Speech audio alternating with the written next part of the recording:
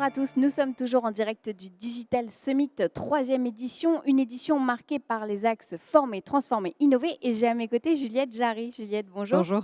Merci d'être avec nous. Alors Juliette, vous êtes la vice-présidente de la région déléguée aux infrastructures, à l'économie et aux usages numériques, c'est bien ça? Exact. Est-ce que vous pouvez nous expliquer peut-être en quelques mots quel est l'enjeu de ce Digital Summit aujourd'hui? Oui, alors c'est la troisième édition du Digital Summit. L'objectif pour nous, il est à la fois de donner à penser les grands enjeux autour du numérique, donc de faire de la prospective sur les questions d'éducation, sur les questions de transformation, sur les questions d'innovation aussi évidemment, et puis en même temps de pouvoir, comme c'est le cas cet après-midi, proposer avec les partenaires de la région, que sont les chambres consulaires, que sont les organisations patronales, les pôles de compétitivité, les clusters, l'ENE, etc., de proposer des solutions extrêmement concrètes aux entreprises pour pouvoir les accompagner. C'est-à-dire que quelque part, on fait émerger une réflexion, il y a des questionnements qui se posent le matin et puis l'après-midi, on essaye d'y apporter des réponses très concrètes pour accompagner les entreprises dans leur quotidien. Alors justement, on est en fin d'après-midi, c'est l'heure donc des réponses. Comment vous faites à l'échelle de la région pour accompagner ces entreprises dans leur transformation numérique, Juliette?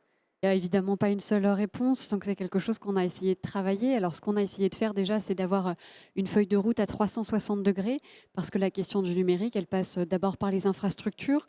On a besoin d'avoir ces infrastructures numériques, la fibre, la 4G, etc., pour pouvoir permettre les usages sur les territoires. Et c'est quelque chose auquel nous sommes très très attachés, de dire que le numérique n'est pas un phénomène de métropole, mais que c'est véritablement un phénomène qui doit être partout sur les territoires et notamment les territoires ruraux. Donc on a beaucoup travaillé sur cette question-là. Il y a plusieurs centaines de millions d'euros qui sont investis par la région pour amener le très haut débit partout sur le territoire. Ça, c'est le premier point. On a aussi beaucoup travaillé avec l'ensemble des partenaires que je citais tout à l'heure sur comment est-ce que cet impact du numérique sur l'emploi et sur la formation, c'est quelque chose qu'on peut accompagner au niveau des entreprises. Comment est-ce qu'on peut apporter des réponses très concrètes? Le numérique n'est pas une question purement technologique, bien loin de là. On sait que la question humaine est extrêmement importante. Donc comment est-ce qu'on apporte ces réponses-là? Comment est-ce qu'on travaille déjà sur cette prise de conscience de l'enjeu?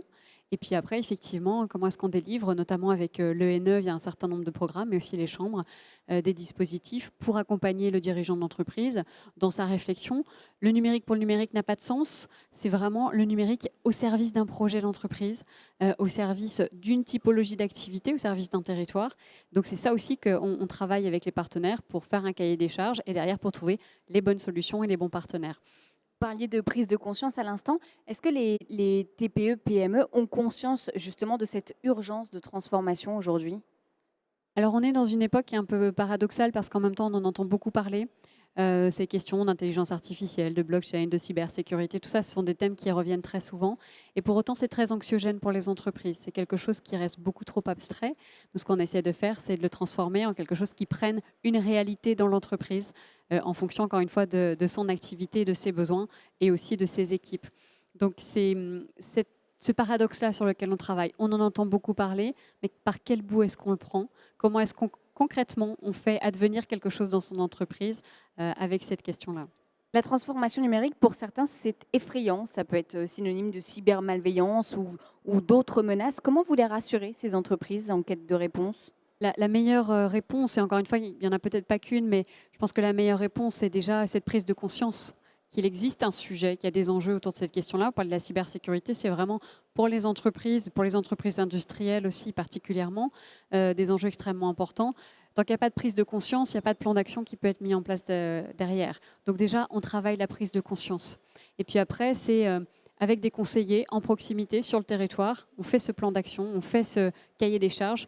Et puis, il y a des très très bons prestataires sur la région. On a beaucoup travaillé notamment avec Digital League, le cluster pour les identifier. Et c'est ce travail collectif. Et c'est peut-être ça aussi le message. La région a ce rôle d'impulsion, a ce rôle d'ensemblier, comme je le disais tout à l'heure. Par contre, on a la chance d'avoir des partenaires qui sont là pour déployer sur les territoires ces différents dispositifs. Une dernière question, Juliette, peut-être sur la pénurie des talents, des compétences numériques. On en parle beaucoup aujourd'hui. Elle fait défaut à l'heure de la transformation numérique. Comment vous œuvrez à l'échelle de la région pour justement ramener ces talents ou les faire émerger? Oui, alors on a plusieurs milliers de postes qui aujourd'hui ont du mal à être pourvus sur la région. Donc on a mis en face de ça, nous, le grand projet de campus notamment, avec l'objectif à la fois de former sur les métiers techniques, numériques et connexes à proprement parler. Donc, par exemple, sur le campus, on forme du bac-3 jusqu'au bac+6 et on va des soudeurs en fibre optique jusqu'au master spécialisé en data science. Donc, vraiment de couvrir toute la chaîne de ces métiers techniques-là. Mais c'est aussi comment est-ce qu'on pense l'étape d'après, c'est-à-dire comment est-ce qu'on pense à l'intégration du numérique dans tous les métiers, dans toutes les formations qui ne sont pas numériques. On sait pertinemment que demain, un médecin, un ingénieur, un juriste, un comptable devra maîtriser cette brique numérique pour ne pas être l'auxiliaire de l'intelligence artificielle ou du numérique de manière générale, mais que ça devienne véritablement un outil à son service pour qu'il soit plus performant et qu'il soit concentré sur ce qui est sa valeur ajoutée à lui en tant qu'être humain, le conseil, l'accompagnement, etc. Merci beaucoup Juliette Merci. Jarry d'avoir été au micro de We Do Biz. Merci à vous.